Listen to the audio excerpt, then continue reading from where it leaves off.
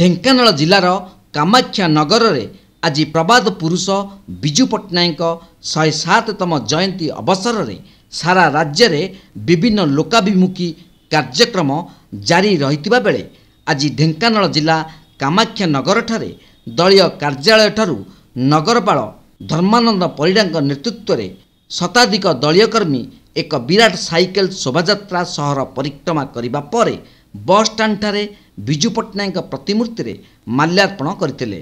ପରେ କାମାକ୍ଷାନଗର ମେଡିକାଲରେ ଚିକିତ୍ସିତ ହେଉଥିବା ରୋଗୀମାନଙ୍କୁ ଫଳ ବଣ୍ଟନ କରିଥିଲେ ଦଳୀୟ ନେତା ଓ କର୍ମୀମାନେ।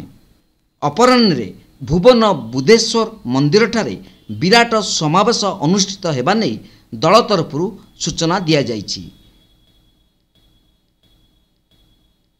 କାମାକ୍ଷାନଗରରୁ ପ୍ରକାଶ କୁମାର ପାତ୍ରଙ୍କ ରିପୋର୍ଟ, ତୀର୍ଥକ୍ଷେତ୍ର ଲାଇଭ୍।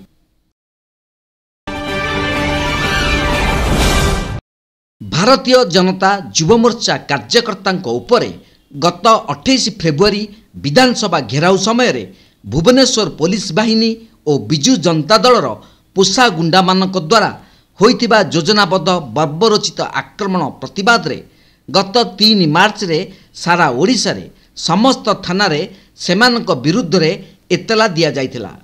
ତାର କାର୍ଯ୍ୟକାରିତା ହେଳା ପ୍ରତିବାଦରେ ଆଜି ସମସ୍ତ ଏସ୍ପି ଅଫିସ ଘେରାଉ ପରିପ୍ରେକ୍ଷୀରେ ଏକ ବିଶାଳ ପଦଯାତ୍ରା ଖୋର୍ଦ୍ଧା ନୂଆ ବସ୍ଷ୍ଟାଣ୍ଡରୁ ବାହାରି ଜିଲ୍ଲା ଯୁବ ମୋର୍ଚ୍ଚା ସଭାପତି ପ୍ରଦୀପ ବଡ଼ଜେନାଙ୍କ ନେତୃତ୍ୱରେ ଜିଲ୍ଲା ସଭାପତି ରଶ୍ମିରଞ୍ଜନ ମହାପାତ୍ର, ରାଜ୍ୟ ମୁଖପାତ୍ର ସୁଦୀପ୍ତ ରାୟ, ଖୋର୍ଦ୍ଧା ନିର୍ବାଚନ ମଣ୍ଡଳୀ ବିଧାୟକ ପ୍ରାର୍ଥୀ କାଳୁଚରଣ ଖଣ୍ଡାୟତ ରାୟ, ଜଟଣୀ ବିଧାୟକ ପ୍ରାର୍ଥୀ ବିଶ୍ୱରଞ୍ଜନ ବଡ଼ଜେନା, ନିକୁଞ୍ଜ ପଟ୍ଟନାୟକ, ଅଜୟ ମିଶ୍ର, ଲୋତକବିନ୍ଦୁ ପଟ୍ଟନାୟକ, ରଘୁନାଥ ସାହୁ, ଶ୍ରୀରଞ୍ଜନ ମଙ୍ଗରାଜ, ପ୍ରବୀଣା ଭଞ୍ଜଦେଓ, ମଣ୍ଡଳ ସଭାପତିଗଣ ଓ ସମସ୍ତ ନେତୃବର୍ଗଙ୍କ ନେତୃତ୍ୱରେ ଏସ୍ପି ଅଫିସ ଘେରାଉ କରିବା ସହ ବିପର୍ଯ୍ୟସ୍ତ ଆଇନ ଶୃଙ୍ଖଳା ପରିସ୍ଥିତି ପ୍ରତିବାଦରେ ରାଜ୍ୟ ସରକାରଙ୍କ ସମାଲୋଚନା କରାଯାଇଥିଲା।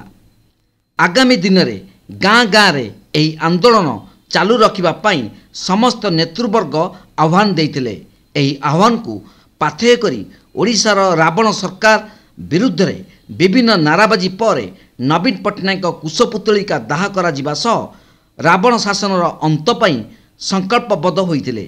ଶେଷରେ ଖୋର୍ଦ୍ଧା ନଗର ସଭାପତି ଲୋକନାଥ ପ୍ରଧାନ, ତ୍ରିଲୋଚନ ଦାସ ଓ କିଶୋର ବରାଳ ସମସ୍ତ ସହଭାଗୀଙ୍କୁ ତିକ୍ତାନ୍ତ ଭୋଜନ କରାଇଥିଲେ।